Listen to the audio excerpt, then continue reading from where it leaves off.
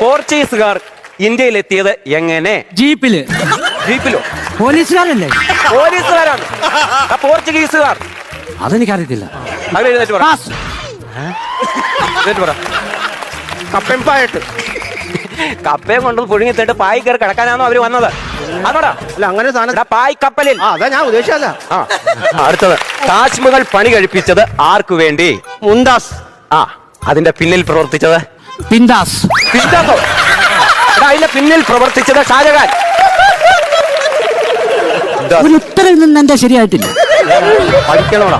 ഇവിടെ കേൾക്കണം. ലോകത്തിലെ 2 അത്ഭുതങ്ങൾ. 7 ഉണ്ട്. 7 അത്ഭുതങ്ങളാണുള്ളത്. 2 എണ്ണമെങ്കിലും നീ ഒന്ന് പറയുന്നു. കറക്റ്റ് പറ. അനന്ത് പറ. ചൈനയിലെ വെഞ്ചരൽ, വൻപയർ.